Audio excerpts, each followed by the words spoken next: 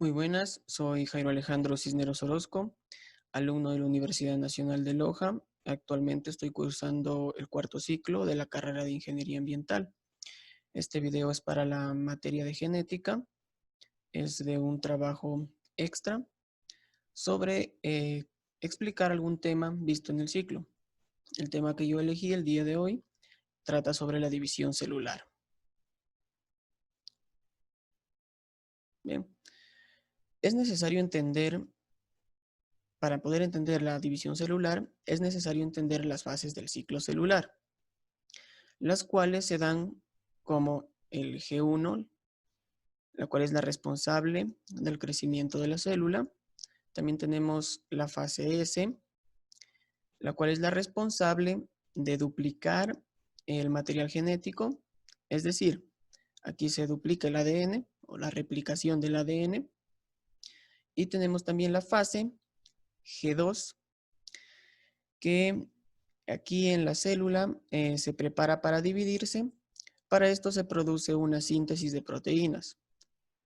Pero la división propiamente dicha se llevará a cabo en la mitosis, la cual veremos más adelante.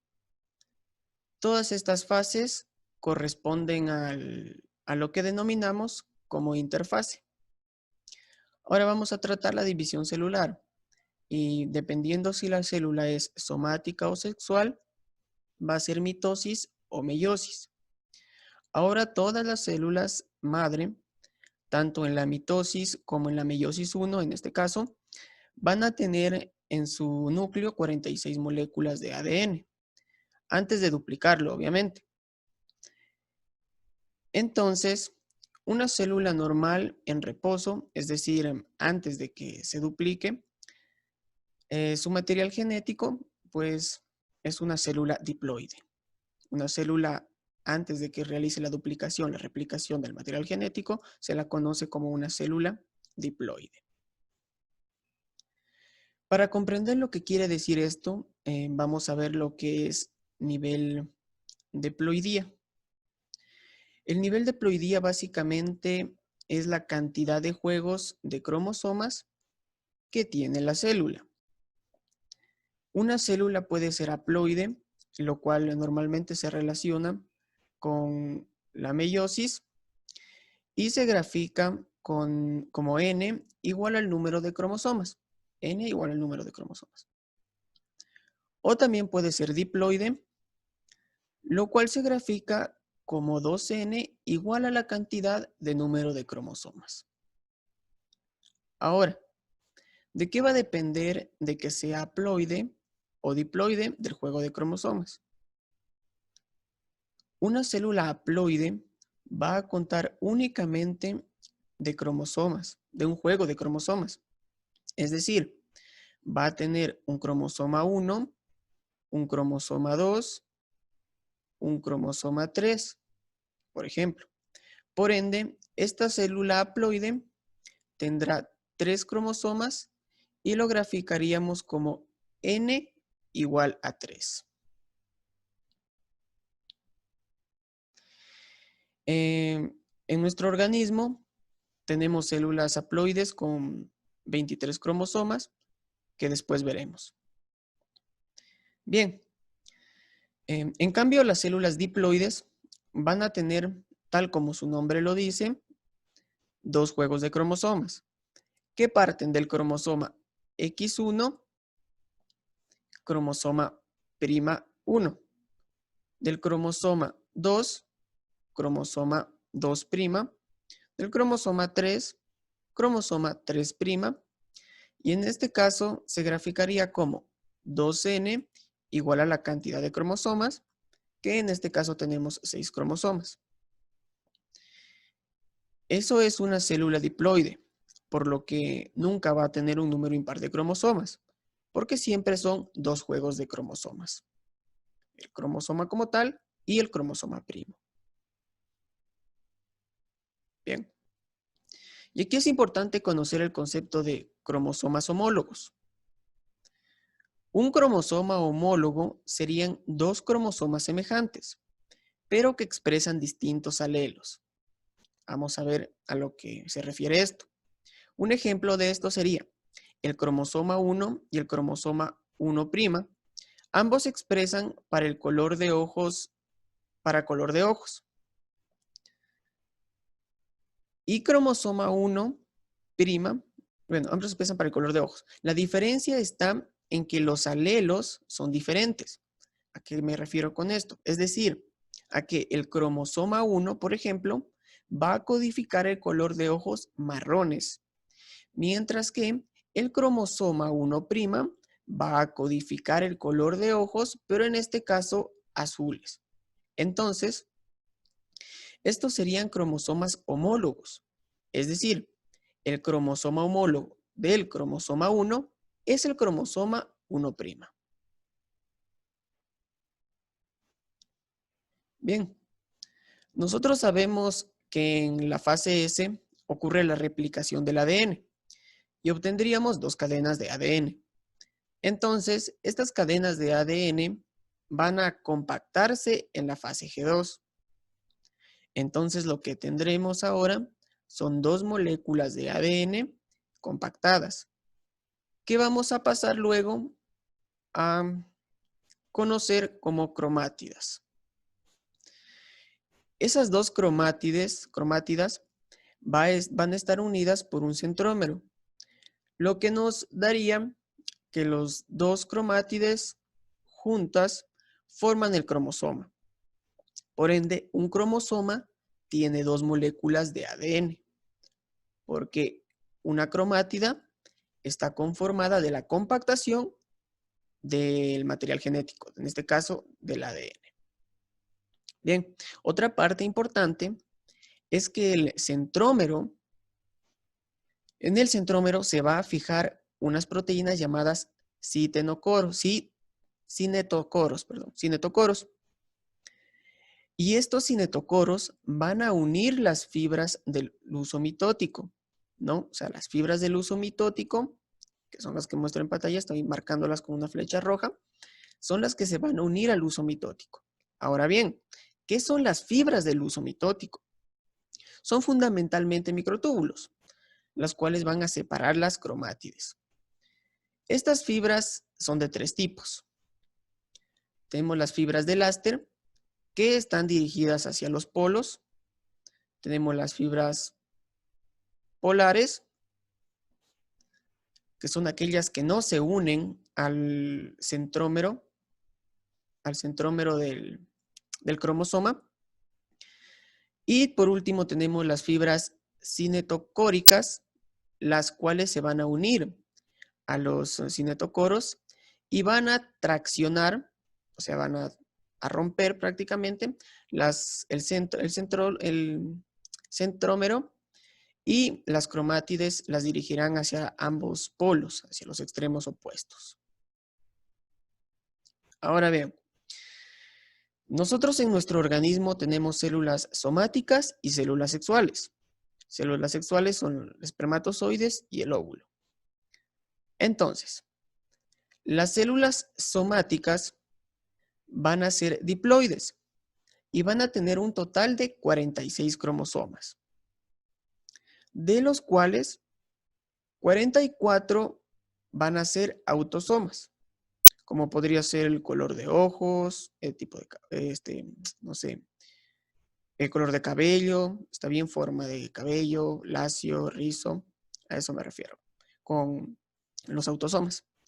Y también tiene un par de cromosomas sexuales, de los cuales podría ser un cromosoma XX y un cromosoma XY. XX vendría a ser para mujer y XY vendría a ser para varón u hombre. En cambio, las células como los espermatozoides y los ovocitos llegan a tener 23 cromosomas. Es decir, tienen un juego de cromosomas, por lo que son haploides. Y esto se debe a que cuando se fusionan el ovocito y el espermatozoide, cada una aporta con 23 cromosomas y tendrán un total de 46. Y así tendrán un juego del padre y otro de la madre. De estas 23, 22 son autosomas Y un cromosoma va a ser sexual, el cual puede ser X o Y. El ovocito siempre va a ser X, o el óvulo, y el espermatozoide puede ser X o Y. Cabe aclarar que las células somáticas son las que van a realizar la mitosis y las células sexuales son las que realizarán meiosis. Ahora vamos a ver la mitosis, la cual es el proceso en el que un núcleo da lugar a dos con la misma información genética. Es decir, la mitosis es una serie de procesos que busca conseguir el reparto completo del material genético. Está dividida en 4 fases durante las cuales se produce la división celular, ¿no? Estas fases se dan en profase, metafase, anafase y la telofase. Son las 4 fases que componen a la mitosis. Empezamos a ver la profase.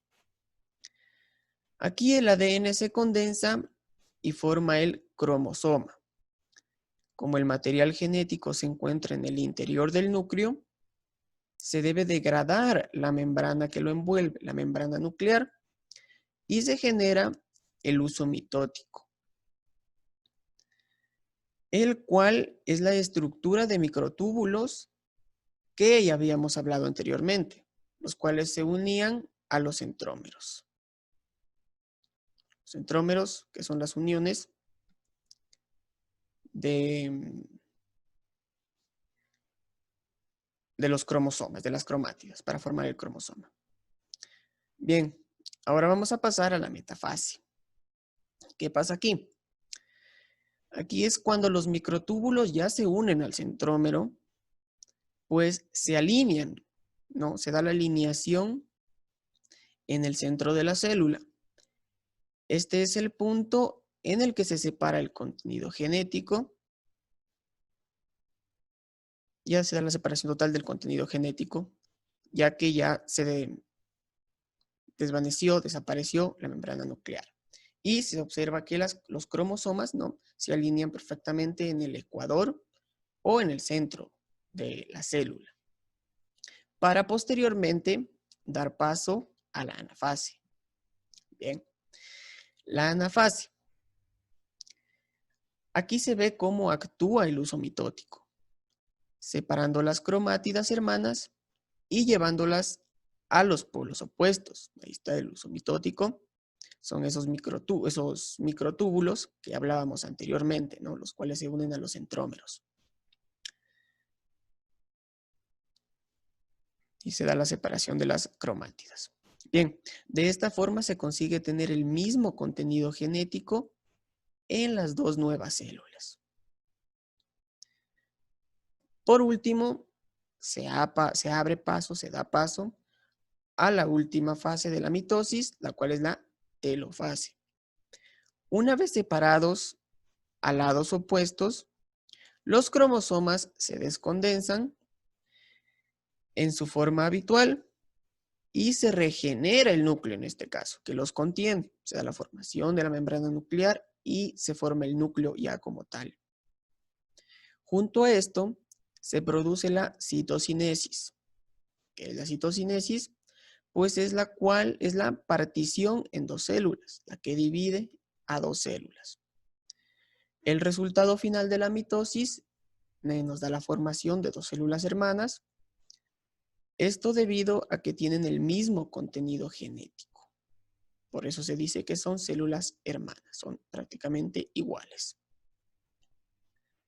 Luego tenemos la meiosis, ¿no?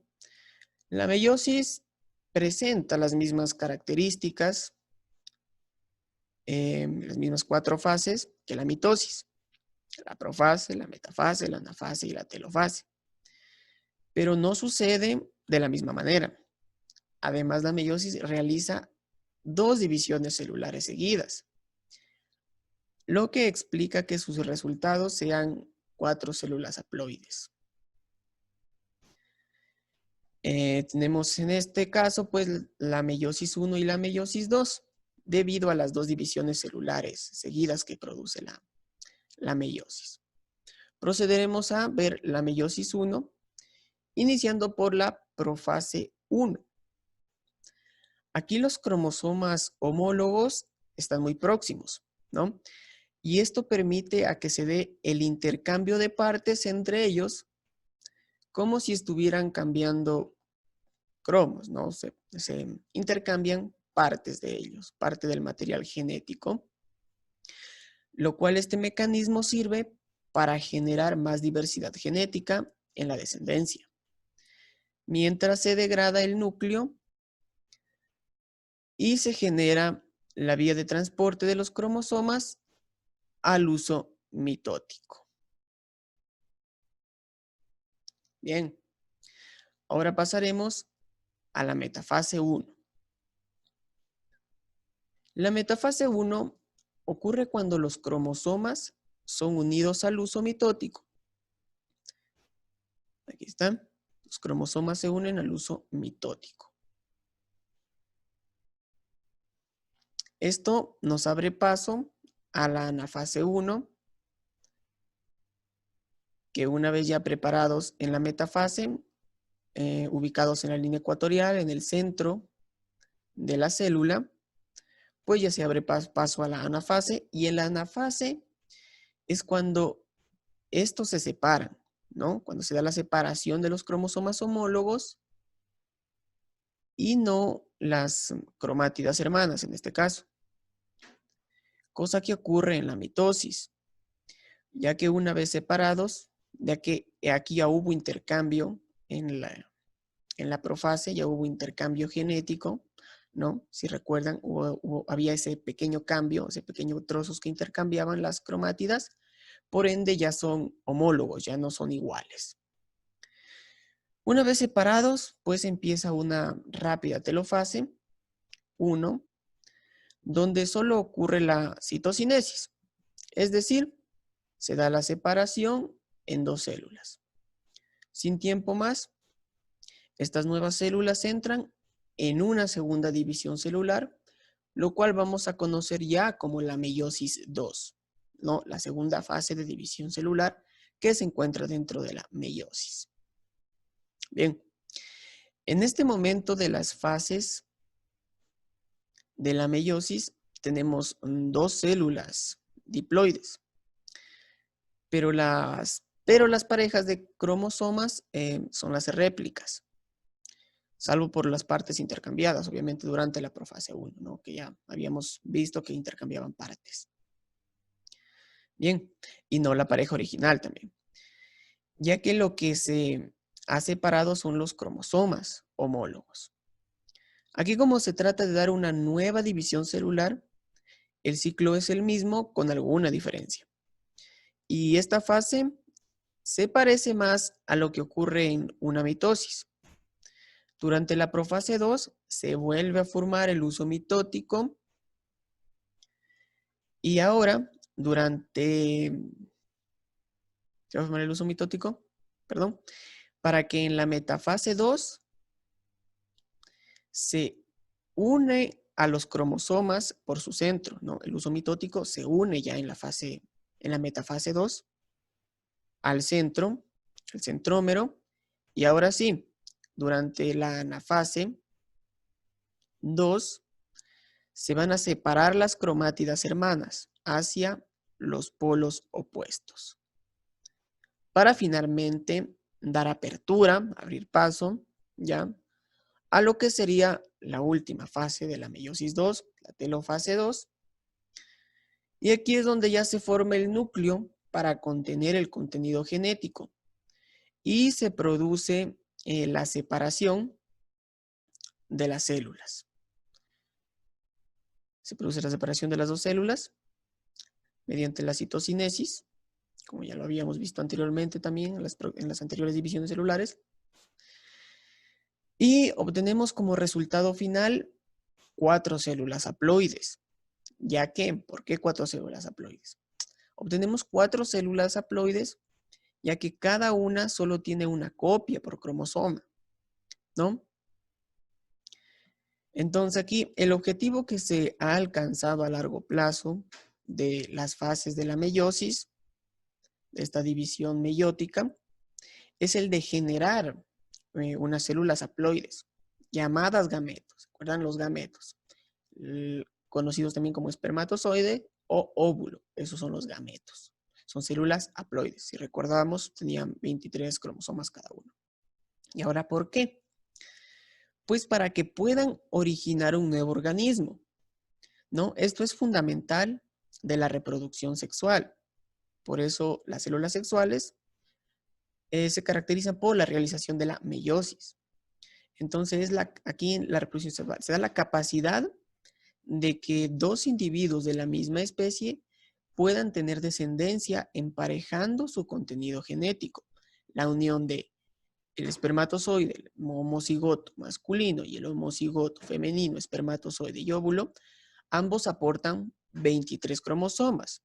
Y nosotros, los seres humanos, tenemos 46 cromosomas en nuestro cuerpo, ¿no? En nuestros genes. Y por ende, pues el aporte de los cromosomas paternos como los cromosomas maternos forman al individuo. Es por eso que en la meiosis 2, ya en la transformación de la meiosis 2, volvemos a obtener células haploides para que pues podamos hacer la unión de los gametos. Por esto también es lógico que estas células sean haploides, como lo había dicho ya, para que en el momento de la fecundación, que es la unión de los dos tipos de gametos, como dije, el masculino de espermatozoide y el óvulo femenino de la mujer, pues ya generamos la célula diploide, ya cuyo material genético está formado por el emparejamiento de ambos cromosomas provenientes de cada gameto, gameto masculino y gameto femenino.